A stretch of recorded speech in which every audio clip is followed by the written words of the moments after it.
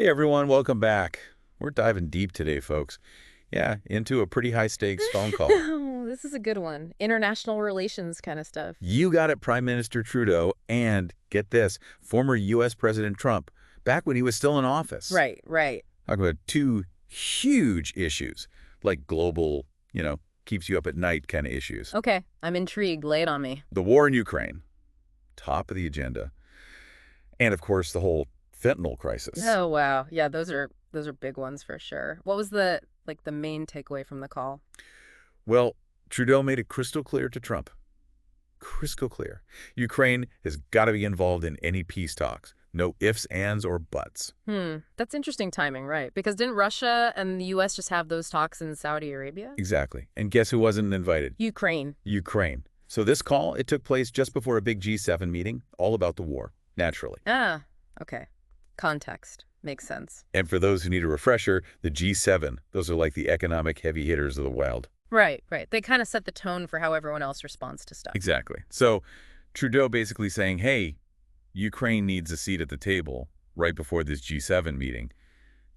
That sends a message. Oh, yeah. Big time. Puts pressure on the other G7 countries to really consider Ukraine's perspective. Totally. And it throws a wrench in any agreements made without Ukraine say so. It's like international diplomacy chess. Fascinating. It really is. But let's shift gears for a sec. Okay, where are we going? Fentanyl.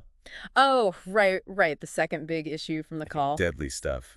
Yeah. A synthetic opioid. Yeah, a major driver of the opioid crisis, unfortunately. Both Canada and the U.S. are, struggling with it. Big time.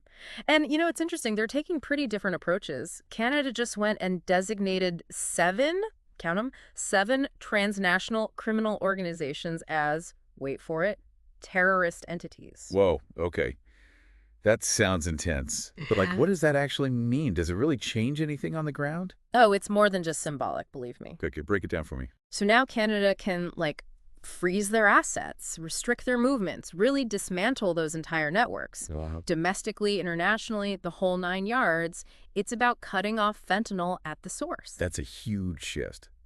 Rather than just playing whack-a-mole at the border. Yeah, I get it. And speaking of the border, Trudeau told Trump fentanyl seizures are actually down. Well, that's good news, right?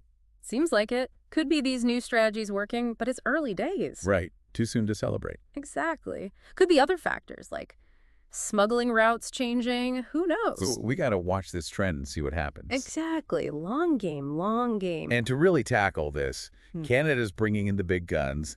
They appointed a fentanyl czar. No way, a fentanyl czar. Yeah, former Mountie Kevin Brousseau. He'll be working directly with the U.S. Okay, so for our listeners, a czar in this context is a high-level official. They're given a very specific task. So basically, Brousseau's one job is to figure out fentanyl. Yep. Coordinate the government's entire response. And with a problem this complex, that kind of focused leadership is crucial. So, folks, what we've talked about today, this isn't some far-off abstract stuff. International diplomacy, the opioid crisis, these things, they affect all of us. And they remind us, global problems, they need global solutions. We got to work together, think outside the box, and be ready to adapt. Couldn't have said it better myself. And for our listeners out there, think about this. What other options do Canada and the U.S. have? Yeah, what else could they be doing? How do they strike that balance? Taking action, but also protecting people's rights. Goofy stuff. And what about us, regular folks? What can we do to make a difference? Lots to ponder. Lots to ponder indeed. Thanks for joining us for this deep dive, everyone. We'll see you next time.